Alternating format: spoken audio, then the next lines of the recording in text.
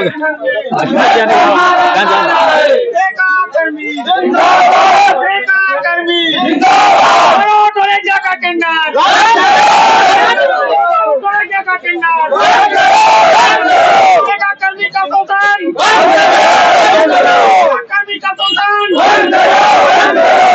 वक्त आप देख सकते हैं विद्युत कर्मचारी है और ये जो है ठेका प्रथा के अनुसार इन्हें रखा गया है, आप देख सकते हैं। और ये एक दिवसीय जो है आज जो है विद्युत विभाग के कार्यालय के सामने ये लोग जो है धरना प्रदर्शन कर रहे हैं। आइए जानते हैं इनकी मांगे क्या है, किन मांगों को लेकर जो है आज जो है यहाँ पे प्रदर्शन कर रहे हैं। जी बताएं कि किन मांगों को लेकर जो है आप लोग जो है प्रदर्शन कर रहे हैं। जी बिल्कुल, आपके चैनल के माध्यम से आपके जी बताओ सभी दर्शकों को नमस्कार और आपके न्यूज चैनल को भी बहुत बहुत धन्यवाद। हम बताना चाहेंगे कि आज का जो धरना आंदोलन था उनका उद्देश्य क्या है और किस कारण से रखा गया है। तो पहला जो मांगे था, ठेकेदार द्वारा आउटसोर्स जो ठेके कर्मी हैं उनका कहीं ना कहीं मानसिक आर्थिक शोषण कर रहे हैं। मानसिक आर्थिक शोषण का उद्देश्य क्या है, जैसे मैं आपके न्यूज चैनल के माध्यम से शासन को बताना चाहूंगा, विभाग को बताना चाहूंगा, क्या अपने हक और अधिकार के लड़ाई के लिए धरना आंदोलन करना गुनाह है? और गुनाह नहीं है तो हम भारत देश के स्वतंत्र नागरिक हैं, हमको स्वतंत्रता समानता का अधिकार है, मौलिक अधिकार है। मौलिक अधिकार के कारण हमने धरना आंदोलन किया जिसमें वालिंदु सिंह राजपूत आगे आए, नेतृत्व किए। और नेतृत्व जब करता हुआ तो उन्होंने ये बोल के इनको मतलब जॉब से 70 किलोमीटर ट्रांसफर का आदेश जारी किया। उनका कारण ये है कि आपने धरना आंदोलन में भाग लिया है। कहाँ के धरना आंदोलन? ये तूता माना तूता में हम लोग का एक निकाला गया था। हाँ, इन्हीं को ट्रांसफर किया गया था, वो भी 70 किलोमीटर। तो मैं विभाग और ठेकेदार को और शासन को ये बताना चाहूंगा, सरकारी कर्मचारियों को हर चीज का फैसिलिटी मिलता है। जैसे उनको कहीं दूर भेजता है तो पेट्रोल अलाउंस मिलता है, हाउस अलाउंस मिलता है, लेकिन हमारे ठेके कर्मचारी का वेतन ही 7,000 रुपए है। तो भाई वो 70 किलोमीटर कैसे जाएगा? ये सबसे बड़े दुर्भाग्य का बात है। तो इसके चलते उनको पता है कि ये 70 किलोमीटर जाएगा नहीं और इनको हम बाहर करेंगे। ये मुद्दा बना के इसको प्रताड़ित करने का काम ठेकेदार द्वारा लगातार किया जा रहा है। और इन्हें बोला गया कि हम आपको रखेंगे, लेकिन गुमराह करके 1 साल निकल गया। तो 1 साल निकल गया तो इनकी बैठकी वेतन ईपीएफ एसआई संपूर्ण इनको मिले और जिस जगह में ये काम कर रहा था उसी जगह में इनको रखा जाए। ये पहला मांग था। दूसरा, सब स्टेशन में 4 ऑपरेटर तैनात है ऑलरेडी जो अच्छा से काम कर रहे हैं, उसके बदले में 5वां ऑपरेटर को लाना, और वो भी आपराधिक प्रकरण उसका गरियाबंद थाना में चल रहा है, ऐसा हमको पता चला है। वैसे व्यक्ति को हमारे अच्छे साथियों के साथ रखने से वहां पर उसको जान मान की हानि हो सकती है। और दूसरी उनको लॉस ये हो रहा है कि भाई आप 5 को रखो, 6 को रखो, कोई दिक्कत नहीं, लेकिन वेतन आप अपने से देते। तो यहाँ पर 4 सब स्टेशन ऑपरेटर है, उसका वेतन को काट के 5वां को दिया जा रहा है। तो कहीं ना कहीं मासिक वेतन की कटौती यहाँ पर हो रहा है। उनको मानसिक आर्थिक शोषण उसको भी हो रहा है, क्योंकि भाई घर में अगर 7,000 8,000 आ रहा था वो और कम हो जाएगा तो घर कैसे चलाएंगे, ये उद्देश्य था। अभी फिलहाल में रोड एक्सीडेंट में योगेश वर्मा करके जिनका हादसा हुआ, और वो विद्युत विभाग में आपको मैं बता रहा हूँ 8 घंटे का ड्यूटी रहता है सर, लेकिन 8 घंटे का ड्यूटी में एफओसी वाले को ग्रामीण एरिया में 24 घंटा उपयोग कर लेते हैं, कभी भी उसको बुला ले रहे हैं। तो ये कहीं ना कहीं श्रम नियम का उल्लंघन है। ये अब नहीं होना चाहिए। जिससे दुर्घटना हुआ उसका परिवार आज भी दर दर की ठोकर खा रहे हैं और उसका बच्चे अनाथ हो रहे हैं, क्योंकि भाई कोई उसके अलावा कोई था नहीं। तो ऐसे स्थिति में बोर्ड को समझने की जरूरत है। जो ठेकेदार है बीच का जो बनाया हुआ उसको हटा के हमको विभागीय वेतन किया जाए, क्योंकि ये छत्तीसगढ़ में 2018 में जल संसाधन विभाग ने इस चीजों को किया, आउटसोर्स को बंद करके विभागीय ए रोल पद्धति से पेमेंट दे रहे हैं। तो हमारे जो ठेके कर्मी है उसको भी 27,000 ठेके कर्मचारी पूरे छत्तीसगढ़ में है। श्रम सम्मान राशि ऐसे ऐसे जगह में प्राप्त हो चुका है, लेकिन जो सबसे जरूरी विभाग है, जब से जरूरी काम है, वहां पर श्रम सम्मान राशि आज तक अप्राप्त है। बात करें केंद्रीय वेतनमान बोर्ड के सरकारी कर्मचारी को मिल रहे हमारे ही विभाग में, तो ठेके कर्मी को केंद्रीय वेतनमान क्यों नहीं? तो हम मांग कर रहे हैं 21,000 केंद्रीय वेतनमान हमको मिलना चाहिए। और 7 दिन का अल्टीमेट दिए हैं संगठन के द्वारा, छत्तीसगढ़ विद्युत ठेका श्रमिक विकास संगठन के। मैं कौन है ठेकेदार आपको जो ये सब चीज झोल जा रहा है, आप लोगों को मानसिक रूप से, आर्थिक रूप से, सब रूप से प्रताड़ित कर रहा है? कौन है ठेकेदार? ठेकेदार तो बहुत सारे हैं, लेकिन जो अभी प्रताड़ना जो ज्यादा कर रहे हैं और शोषण जो कर रहा है, वो कहीं ना कहीं मेसर्स यूनिक ट्रेडर्स है, जिसके प्रोपाइटर मनोज ढोलकिया जी है ना। ये रायपुर के हैं, फरिश्ता कॉम्प्लेक्स के हैं, और ये अगर कोई अपने हक अधिकार के लिए, अभी कोशी वाले साथी बता रहा था, उनका पेमेंट 11,000 रुपए है, लेकिन 7,000 दे रहे हैं। अब उसको बोलने पर धमकी दिया जा रहा है, बेकायदा लेटर में लिखा है कि आपको जॉब से निकाला जाएगा। तो ये कहाँ पर अन्याय है? हाँ, मतलब दादागिरी चल रहे हैं। और वहां पर बताया जाता है कि मनोज ढोलकिया ये कहते हैं कि भाई मैं बड़े बड़े मंत्री से मेरा पहुंच है, मेरा कोई कुछ नहीं कर पाएगा। इस तरीका से यहाँ पर धांधली चल रहा है। दूसरा, ठेकेदार को 10% प्रॉफिट में टेंडर देना है, लेकिन मनोज ढोलकिया ऐसा व्यक्ति है जो शून्य पैसे में 1 रुपया में टेंडर लेता है और श्रमिकों के साथ शोषण कर रहा है। तो ये शोषण अब छत्तीसगढ़ विद्युत ठेका श्रमिक विकास संगठन अब बर्दाश्त नहीं करेगा। और 7 दिन के अल्टीमेट दिए, 7 दिन में अगर हमारे जो भी मांगे हैं उनको पूरा नहीं किया जाता है तो काम बंद की अगर स्थिति बनती है और काम बाधित होता है, तो उनकी संपूर्ण जवाबदारी विभाग की है, ठेकेदार की है और शासन प्रशासन की है। क्या क्या परेशानी आपको झेलना पड़ रहा है, जी बताएं। जी, बताना चाहूंगा आपके चैनल के माध्यम से। पहले आप सबका नमस्कार। 2017 से मैं ड्यूटी पर था और 2022-23 में हम लोगों ने हड़ताल का एक कार्यक्रम बनाया और मानव तोता में अपन हड़ताल किए। उसमें संगठन जी उस समय क्यों निकाला गया? उस समय मैं मन संचालन के रूप में वहाँ पर सेवा दे रहा था और काफी अच्छे ढंग से हमारा उस समय मैंने मन संचालन किया था और लोगों को लगातार मोटिवेट करता था।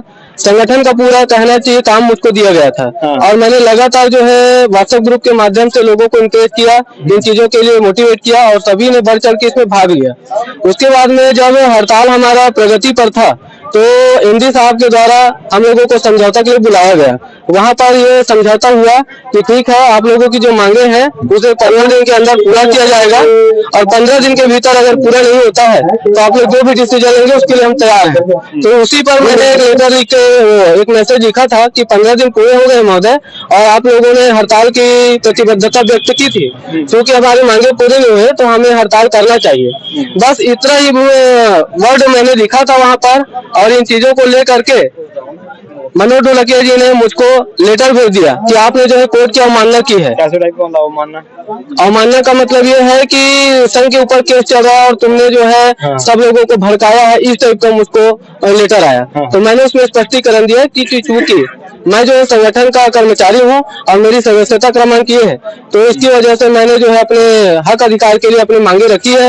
अगर ऐसा कुछ है तो जो भी चीजें अपने बीच वार्तालाप में बनेगी मैं उसके लिए तैयार हूँ, मगर मुझको किसी प्रकार के समझौते के लिए नहीं बुलाया गया और 3 दिन के बाद मेरे जगह पे दूसरे किसी ऑपरेटर को नियुक्त करके भेज दिया गया। कहाँ भेजा गया? मेरे छिंदवाड़ा सब स्टेशन राजिम। आप कहाँ थे? मैं वहीं पर था, छिंदवाड़ा राजिम। कहाँ भेजे ये लोग? उसके बाद मुझे रायपुर सिलतरा भेजा गया, जो कि मेरे घर से अभी यहाँ जो दूरी है वो 12 से 15 किलोमीटर के बीच, और मुझे जो ट्रांसफर दिया गया है 70 किलोमीटर है। तो अब 7,000 की नौकरी में मैं सिलतरा में कैसे ड्यूटी करूंगा? सही बात जी।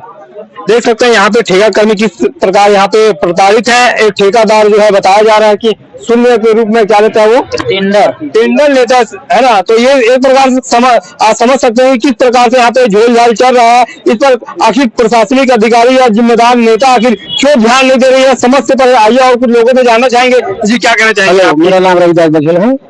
मैं बताना चाहूंगा, जिस समय हमारा विभाग इमरजेंसी विभाग है, जिस समय कोरोना काल हुआ था उस समय सब घरों में घुसे थे, लेकिन हम उस समय हम लोग ड्यूटी कर रहे थे और हम लोग ऐसे जगह में काम करते हैं जहाँ पे आप जाकर देखोगे हर सब स्टेशन ऐसा नहीं कि सिटी में बना है, कई सब स्टेशन गाँवों में बना है जहाँ खतरे की जगह है, जहाँ हमेशा कई जानवर घूमते रहते हैं और इससे बहुत खतरा रहता है। खतरे में काम करने वाले हमारे ऑपरेटर भाइयों, कोसी वाले सभी लोग रहते हैं। तो मैं चाहूंगा इसका काम जो है जल्दी होना चाहिए और विभाग के पूरा हम लोग का संतुष्टि प्रदान करें समय। और रवि निर्मलकर जो है उसका पूरा परिवार जो बिछड़ गया है ना, रवि निर्मलकर जो थे हमारे साथ कर्मचारी थे, वो उसका स्वर्गवास जवाब नाम से हुआ है, क्योंकि ठेकेदार जो इतना प्रताड़ित होकर है ना, उसको इतना प्रताड़ित कर दिया ठेकेदार द्वारा कि वो उसको आत्महत्या करने पर मजबूर कर दिया।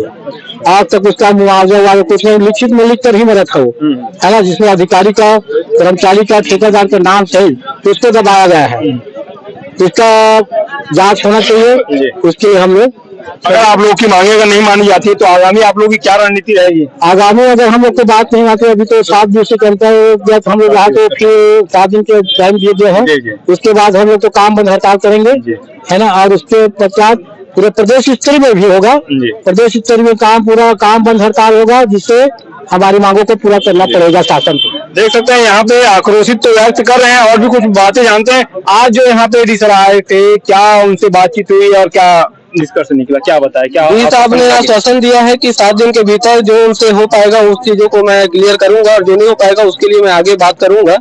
और एक चीज और आपके पास रखना चाहूंगा महोदय कि हमारे जो ठेकेदार हैं उन्होंने जो लेबर लाइसेंस भी नहीं लिया है। लेबर लाइसेंस का मतलब ये होता है, जानकारी आपको कैसे पता कि उन्होंने सूचना का अधिकार लगाया हुआ था और उसका कॉपी भी हमारे पास है। तो उन्होंने न तो गरियाबंद जिले में लिया है, न धमतरी जिले में लिया है, न रायपुर में लिया है। अच्छा, हाँ। और जब हम लोगों ने इन चीजों के लिए आरटीआई लगाना चालू किया तो और लोगों को कब का डेट है, मतलब कौन सी तारीख में डाला, अभी का मामला है या बाद? ये अभी का मामला है सर, 2 से 3। हाँ, हमारे पास आरटीआई की कॉपी है। हाँ, जब जरूरत पड़ेगी हम उसको आपको उपलब्ध भी करा देंगे। तो उनकी सारी चीजों की हमारे पास में एक बहुत बड़ी रिकॉर्ड हम तैयार कर रहे हैं उनके खिलाफ। उन्होंने जो चीजें हमारे मजदूरों के साथ शोषण करने के लिए किया है उसका पूरा एक रिकॉर्ड हम तैयार कर रहे हैं। और भी कुछ विद्युत कर्मी, ठेका कर्मी लोगों से हम जानना चाहेंगे कि जी बताएंगे क्या आप लोग की मांगे हैं? जी सर, मेरा नाम कुमार राम साहू है। मैं मतलब रायपुर सिटी में पिछले 10 से 11 वर्षों से यूनिक ट्रेडर्स के अंतर्गत कार्यरत था, कार्य भी किया हूँ और उनके द्वारा कई प्रकार से मतलब प्रताड़ित किया गया था। पेमेंट समय पे कभी नहीं मिलता था और 2000 से 2500 रुपए कटौती करके दिया जाता था। ईपीएफ भी महीने में 4 बार डाल दे, 12 महीने में 4 बार ही 4 ही महीने डाला जाता था। इस प्रकार से बहुत ही ज्यादा प्रताड़ना था।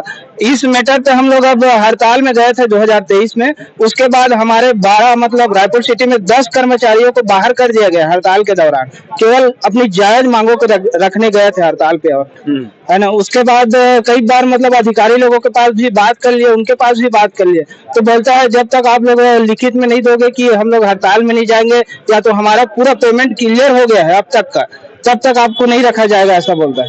इस प्रकार मतलब रायपुर सिटी में बहुत ही ज्यादा प्रताड़ित किया। क्या पूरे रायपुर जिले में पूरे ठेका लेकर रखा है? कहाँ रायपुर सिटी में, पूरा रायपुर सिटी, रायपुर ग्रामीण, लगभग 5 से 6 जिलों में मतलब उनका टेंडर चल रहा है रायपुर सिटी। कहीं ना कहीं जो जिम्मेदार जो है अधिकारी और नेताओं के सांठगांठ की वजह से जो है कहीं ना कहीं ऐसा वो काम कर रहा है, कहीं ना कहीं वो रसूखदार है और इसीलिए ऐसा कुछ कर रहा है कि अपनी पहुंच दिखाकर। और समझ से पड़े है कि ऐसे लोगों के साथ किस प्रकार से यहाँ पे ठेकेदार के द्वारा खिलवाड़ किया जा रहा है, तो आप समझ सकते हो कि ये अपनी व्यथा व्यक्त कर रहे हैं। आइए सुनते हैं कि इस मामले को लेकर विद्युत विभाग के अधिकारी क्या कहते हैं। जी सर, आपके कार्यालय के पास ये धरना प्रदर्शन ठेकेदार कर्मी क्या और इनका जो है समस्याओं का समाधान क्यों नहीं हो पा रहा है? आज ये एक दिवसीय जो आउटसोर्स कर्मचारी जो हैं वो आज धरना किए हैं। इनकी जो मुख्य मांगे जो हैं, इनमें से जो एक पलंदीशु राजपूत है जिसको ठेकेदार ने हटाया है, उसको वापस पुनः उसी जगह लाने के लिए बोला गया है। और दूसरा जो 70 लोग का करीबन जो ईपीएफ और ईएसआईसी किसी कारणवश जो कार्ड नहीं बना है, तो बाकी जो कर्मचारी हैं उनको ईपीएफ ईएसआईसी का जो फायदा है वो मिल रहा है, पेमेंट वगैरह तो सब हो रहा है, लेकिन 70 लोग का जो जिस तरीके से होना चाहिए उनको वो नहीं हो पा रहा है। तो उसका अपन करते हैं, एक आध हफ्ते में उसका सॉर्ट आउट करते हैं। प्रॉब्लम है। जो ठेका में जो काम कर रहे हैं ये आपके कर्मचारी हैं, ठेकेदार के अंतर्गत आते हैं? ये हमने ठेकेदार ये जो आउटसोर्स तरीके से अपन काम कराते हैं, जो अभी सब ईस्टर्न ऑपरेशन है और फ्यूज कॉल ऑपरेशन है, इसको जो है हम लोग अभी डायरेक्टली काम न करके, कंपनी जो डायरेक्टली ना करके उसको इनडायरेक्टली तरीके से करती है। इनडायरेक्टली तरीके से ये है कि वो किसी ठेकेदार को वेंडर मतलब टेंडर प्रक्रिया से जाती है और जो नियम कायदे में जो आते हैं उसको अवार्ड करती है। फिर वो जो है अपने अंदर में कर्मचारी रखते हैं और जो उनको जो ड्यूटीज जो मिला जाता है कि आपको इनसे ये काम कराने हैं, तो वो सारे काम कराए जाते हैं। जो ट्रांसफर करा दिया गया था ये हाँ, जो क्या वाजिब है? इसका जो रोल है, जो ट्रांसफर करने का, जो स्थापना करने का, किस आदमी को रखना है, किस आदमी को नहीं रखना है, ये डिसाइड हम नहीं करते हैं। ये डिसाइड जो है जो ठेकेदार जो वेंडर जो लिया हुआ है वही तय करता है। लेकिन समस्याओं का समाधान जो हो सकता है वो एक हफ्ते में, आने वाले एक हफ्ते में दिख जाएगा कि जो मेरे लेवल का है, और जो मेरे लेवल का नहीं है मैं उसको कन्वे कर दूंगा। मैं ऊपर ये बता रहे हैं कि जो है वेतन भी नहीं है, लेट से दिया जाता है। हाँ, वही वो जो वेतन वाला जो मामला है कि 7 तारीख को नहीं मिल पा रहा है, उसको मैं इंश्योर करा दूंगा। 7 से 10 तारीख के बीच में जो मिलना चाहिए इनको, हाँ वो मैं करा दूंगा। मैं उसको थैंक यू सर।